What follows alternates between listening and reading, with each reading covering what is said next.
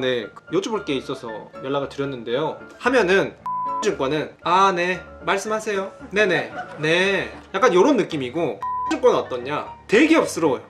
네. 증권입니다. 네, 고객님. 어떤 걸 도와드릴까요? 네네. 그러셨어요? 이 톤 자체가 대기업 톤.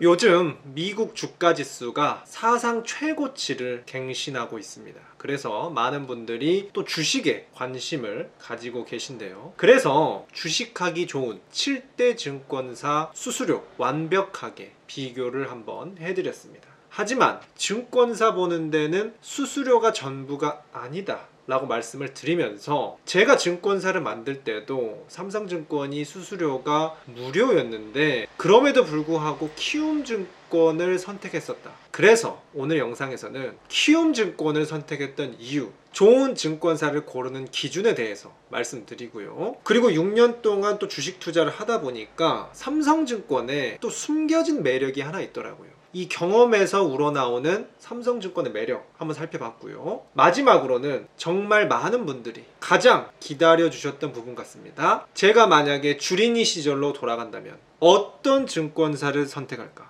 딱 한 개, 소신 있게 오늘도 재미있게 설명드리도록 하겠습니다. 제가 키움증권을 선택했던 이유는 다음과 같습니다. 키움증권은 이용자 수가 1위였어요. 대한민국 주식시장 점유율 15년 연속 1위입니다. 개인 투자자들이 애용하는 증권사가 키움증권이라고 볼 수 있는데, 왜 이 이용자 수가 중요하냐? 아직까지도 증권사들은 전산 오류 이런 게 가끔 발생합니다. 아무래도 컴퓨터나 모바일로 하기 때문에 오류가 가끔 나는데, 이 경우 저희가 많은 금액을 주고받기 때문에 굉장히 열받을 수밖에 없어요. 그래서 만약에 증권사에서 오류 같은 게 나면은 그래도 항의하는 사람이 많고 피해받은 사람이 많아야지 이 증권사도 당황해서 보상을 제대로 해주지 않을까, 이런 생각이 있었습니다.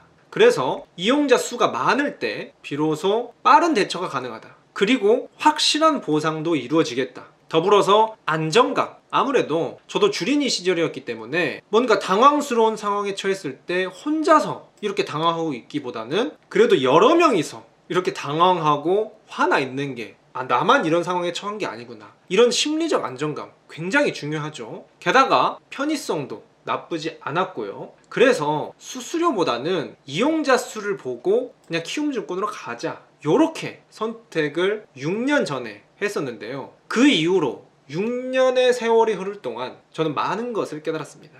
그 교훈들 여러분께 지금 이 짧은 영상 안에서 압축적으로 빡 드립니다. 여러분들은 이런 시행착오 겪지 않길 진심으로 원하는 마음에서, 먼저 첫 번째로 빠른 대처가 가능하다. 요런 거 솔직히 잘 모르겠더라고요. 그리고 확실한 보상이 진짜 주어지느냐, 이것도 솔직히 잘 모르겠더라고요.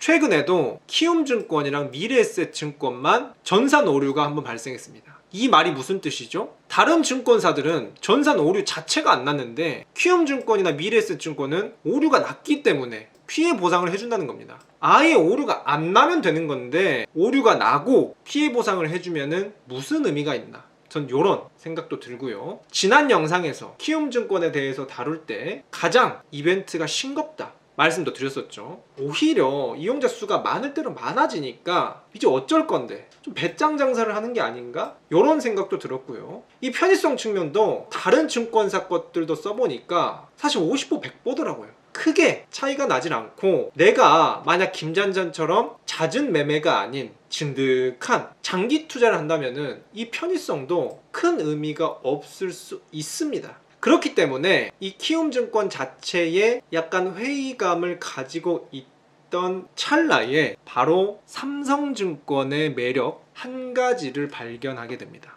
어떤 부분이었을지 살펴보도록 하겠습니다. 유럽 주식이 가능하다. 요게 바로 삼성증권의 숨은 매력이었습니다. 아니, 유럽 주식을 누가 한다는 거야? 라고 생각하실 수 있는데, 여기서 막간 퀴즈 들어갑니다. 김잔잔이 보유 중인 단 한 개의 유럽 주식이 있습니다. 2년 넘게 보유하고 있는, 앞으로 평생 가져갈 유럽 주식이 하나 있는데요. 첫 번째 힌트입니다. 프랑스 주식이고요. 두 번째 힌트입니다.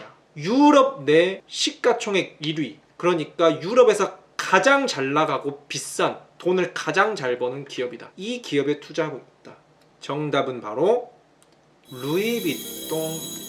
이 루이비통은 단순히 이 루이비통만 가지고 있는 회사가 아니라 명품 대기업이거든요. 루이비통 모엣 헤넷이라고 해서 루이비통을 비롯해서 셀린, 지방시, 디올, 티파니 앤코, 시계 회사, 향수 회사, 주얼리 회사, 와인 회사, 5만 명품들을 다 가지고 있는 거대 명품 기업 집단입니다. 절대 망하기 어려울 것 같은 기업이죠. 그래서 주가 차트를 봐도 굉장히 깔끔하게 우상향하고 있는 모습을 보여주고 있습니다. 이 루이비통이 김잔잔 레이더에 포착이 됐는데 이 프랑스 주식은 대부분 증권사들이 취급을 하지 않고 있는 곳이 많고 매수를 하고 싶으면 전화 주문으로 매수를 원시적으로 해야 되더라고요.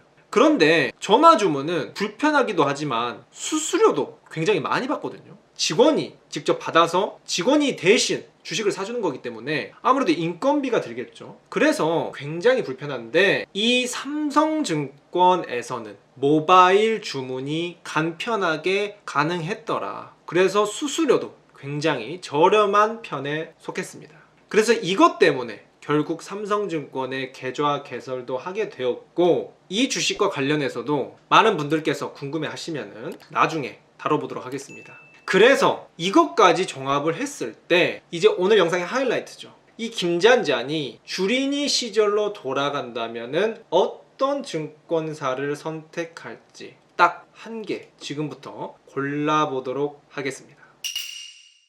김잔잔이 엄선한 기준입니다. 수수료, 환율 우대 당연히 중요합니다. 이용자 수, 고객센터, 마지막으로 특별한 장점들이 있는지 살펴봐야 되는데요. 바로 시원하게 공개해 드리도록 하겠습니다. 제가 지금 주식 처음 한다면은 저는 삼성증권 만듭니다. 그 이유는 첫 번째로 수수료, 국내든 해외든 삼성증권이 가장 쿨하고 최적으로 수수료 혜택을 주고 있었습니다. 그리고 두 번째로 환율 우대 95%로 역시나 최적입니다. 두 번째, 이용자 수입니다. 이게 예전 자료인데 예전에도 키움증권 1위라고 했죠. 키움증권 아래로 삼성증권이 2위 정도 돼 있었고요. 최근 2023년만 봐도 삼성증권이 키움증권을 이기기도 했습니다. 삼성증권이 10.3, 키움이 9.3%로 가장 많이 사용하기도 했고요. 특히 20대에서 40대까지는 키움증권을 많이 사용하지만 5, 60대 정도 되는 분들은 삼성증권을 많이 사용했는데요. 이 5, 60대 분들이 삼성증권을 사용하는 부분에서 또 여러 파생되는 특징들이 나옵니다. 뒷부분에서 이어서 설명을 드릴 겁니다. 그리고 6월 15일자 굉장히 최신 기사를 봐도 해외 주식 수수료 수익 부문 미래에셋증권 다음으로 삼성증권이 있습니다. 삼성증권에 굉장히 많은 유저들이 있다. 이렇게 파악을 하시면 되고요. 세 번째로 고객센터의 경우는 이건 굉장히 주관적인 경험이긴 합니다. 이건 당연히 주관적일 수밖에 없어요. 이렇게 말씀을 드리고 싶은데 개인적으로는 나무랑 삼성이 좀 굉장히 친절했다. 일단 키움증권은 전화를 하면은 이런 느낌이에요. 네, 여쭤볼 게 있어서 연락을 드렸는데요. 키움증권은 네, 말씀하세요. 네네, 네, 약간 이런 느낌이고 삼성증권은 어떻냐? 대기업스러워요. 네, 삼성증권입니다. 네, 고객님, 어떤 걸 도와드릴까요?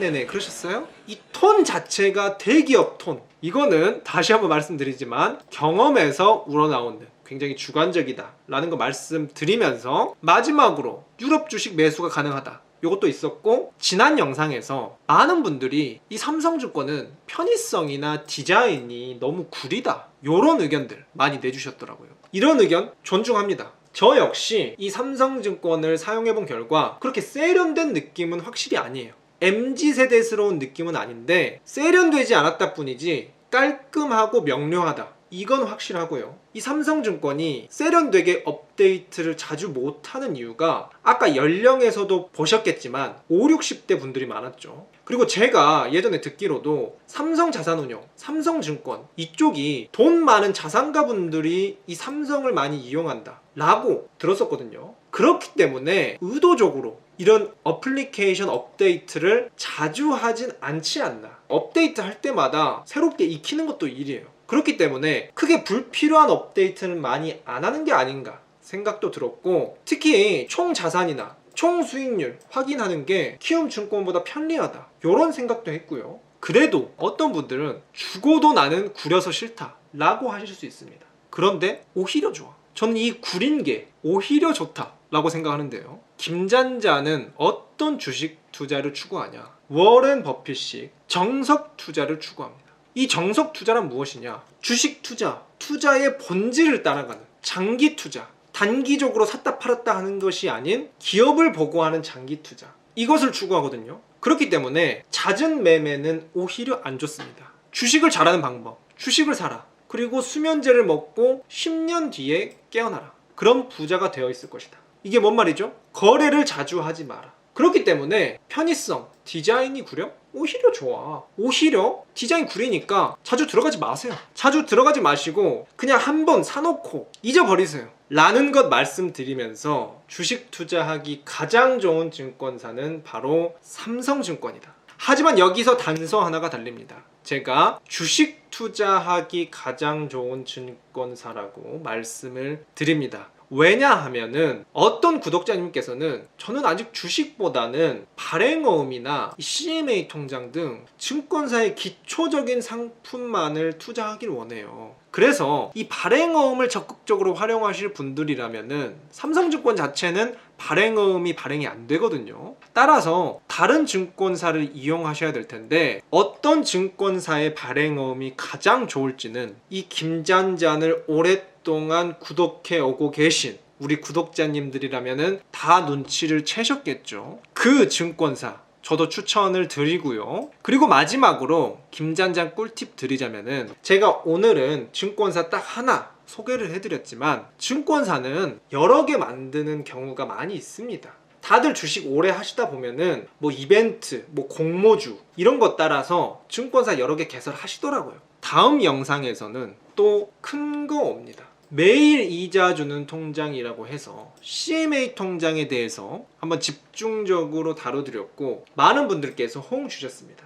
그런데 이 CMA 통장도 마냥 이 수익률, 이자율만 보고 따라갈 것인가? CMA 통장은 어디서 개설해요? 여쭤보시는 분들도 계시더라고요. 그래서 이 부분 역시 김잔잔이 직접 써보니 가장 좋은 CMA 통장 딱 한 개. 바로 다음 영상에서 시원하게 빠르게 다뤄드리고자 합니다.